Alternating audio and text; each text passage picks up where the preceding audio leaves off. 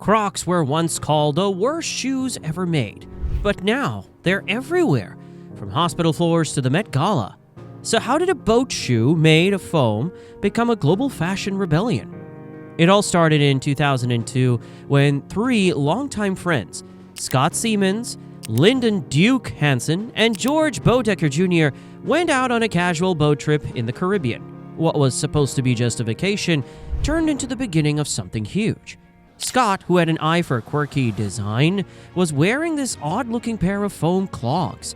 They were made by a small Canadian company called Foam Creations. These shoes didn't look like anything fashionable.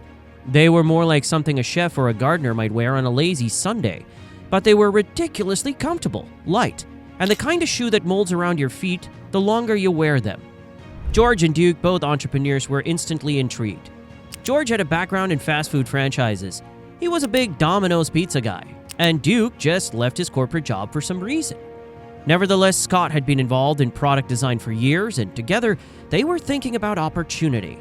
And that odd shoe Scott had on, that was their best chance.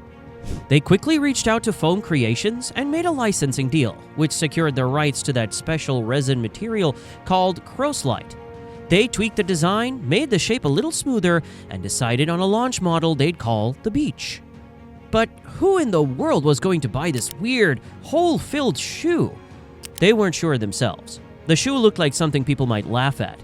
Still, they believed in the comfort, and if people just tried them on, they'd understand. However, instead of heading to a fancy mall or jumping into online sales, they made a bold and unexpected choice. They picked the 2002 Fort Lauderdale Boat Show. The target market was boaters, people who genuinely appreciated function over foam. So they packed up 200 pairs of their strange new clogs, set up a small, modest booth at the boat show, and hoped for the best. Now here's the twist you won't believe. By the end of the event, every single pair was gone. All 200 Crocs sold out, with not a single one left behind.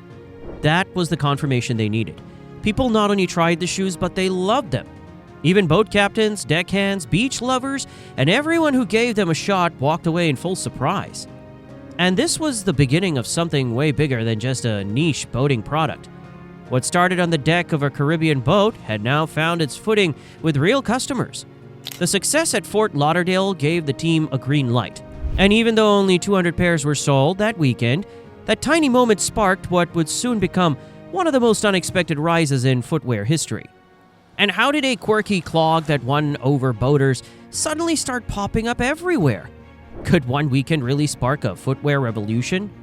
After the 2002 boat show success, where all 200 pairs sold out, the product didn't just fade into the background. Soon, word started spreading fast that Crocs were light, they didn't absorb water, were easy to clean, and were surprisingly comfortable. But beyond the practical features, the shoe had something even more powerful: curiosity. Since no one really knew what to make of them at first, people simply decided to give them a try. And the more they wore them, the more they caught on. By early 2003, interest wasn't just coming from friends and family. Independent retail stores started reaching out, and people wanted to stock them locally. Crocs weren't just advertised on billboards or commercials, they were spreading through real-world use. Someone would see a pair at a gardening center or on a nurse's feet in a hospital hallway and ask, "What are those?" But one key feature made a surprisingly big impact. When Crocs were first introduced, they didn't even have the heel strap. That small flexible band at the back of the shoe is now instantly recognizable. This single detail was added shortly after the first wave of customer feedback. Early users noted that the shoes slipped off easily, especially in active settings like boating or long walking. The adjustable strap was added to keep them secure, and that one adjustment became part of Crocs' identity. It was a small change based on real use that quietly boosted their appeal. At the same time, the world was shifting. Comfort-first fashion was becoming more accepted, and Crocs were right in the middle of that cultural change. Their odd look, instead of being a deal-breaker, actually made them stand out in a world filled with sameness. But standing out wasn't the whole story. Then how did they manage to catch the attention of millions? The answer isn't just luck. It's a strange mix of timing, bold decisions, and one very important connection. Well, for that, let's rewind a bit.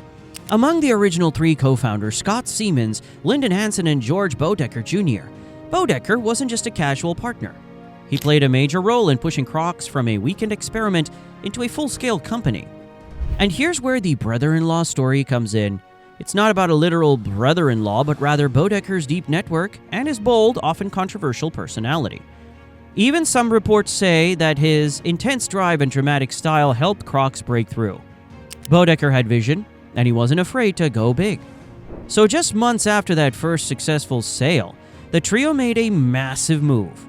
They bought Foam Creations, the Canadian company that created the Croslite material. That material was what gave Crocs their signature softness, shock absorption, and odd bouncy comfort. It was the heart of the shoe, and by buying the rights, Crocs instantly locked out all potential copycats. The deal cost around $10 million, which at the time was a huge gamble. But it gave Crocs complete control over their product. That's when things started getting serious. They officially incorporated the company in 2004, and suddenly Crocs became a brand. And from there, marketing kicked in. They leaned into the ugly but comfortable vibe, and that honesty worked. George Bodecker, who had a background in advertising, helped shape Crocs' early image. He reportedly once said, "We're not trying to be Nike, we're trying to be Crocs." That unapologetic tone helped them stand out in a crowded shoe market. But everything was not smooth. Bodecker eventually left the company after a series of personal and legal issues. In 2006, he was arrested for allegedly threatening his former brother-in-law, which brought some negative press to the brand. While the company didn't officially comment, it quietly distanced itself from him as they get ready to go public. But the groundwork had already been laid. By the time of its IPO in 2006, their stock had skyrocketed over 600% in just 2 years. Crocs had sold over 6 million pairs in more than 40 countries, and the brand was valued at over $1 billion. That offbeat little boat shoe was officially on the global stage. And just when it felt like Crocs couldn't go any further, something unexpected added even more magic to their story. A Colorado mom created Jibbitz, the tiny charms to decorate her kids' Crocs. This idea caught fire, and Crocs bought the brand for $10 million.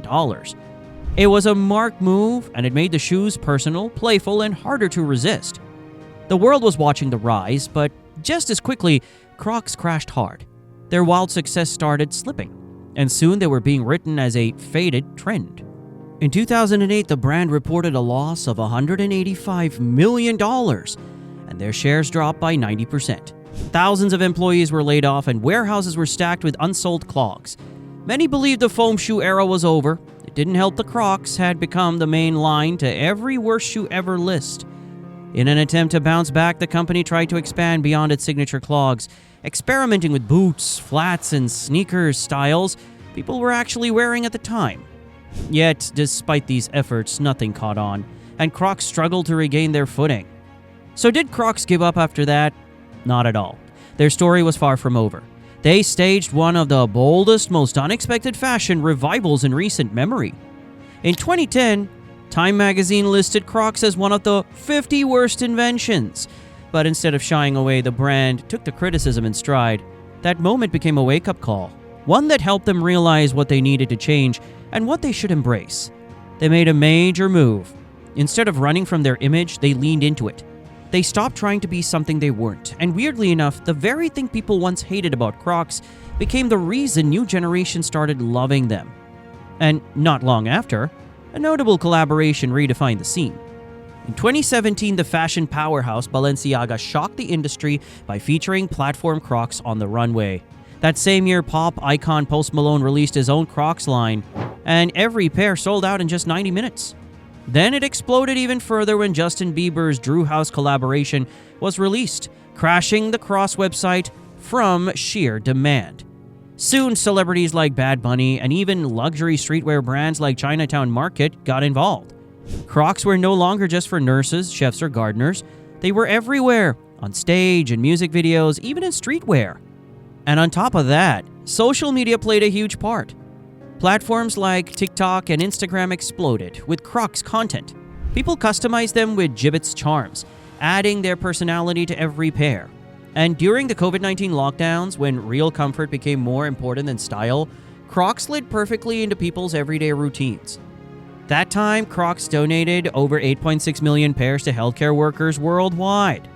In return, nurses and frontline heroes sparked a whole new wave of love and loyalty for the brand. In 2021, Crocs had shattered records, hitting an impressive $2.3 billion in revenue. Even Gen Z spent more on ironic fashion brands like Crocs than on traditional luxury labels. It was a clear sign that the tide had turned. The milestone confirmed their place in the footwear world, and the brand's unstoppable momentum has only continued. Today, Crocs stands as a symbol of unapologetic identity. People wear them not to fit in, but to stand out, or to simply feel like themselves. From a boat deck in Colorado to high-fashion runways and TikTok trends, Crocs has been on a journey no one could have predicted. It was mocked, written off, and nearly lost, but somehow it made people believe in it again, not by pretending to be something else, but by embracing exactly what it was. Whether you love them or hate them, you can't deny one thing: Crocs changed the way we think about comfort, style, and standing out. And maybe that's what makes them truly iconic. So, how do you feel about their journey from flop to fashion icon? Do you rock Crocs or have a favorite bold brand comeback story? Drop your thoughts in the comments below.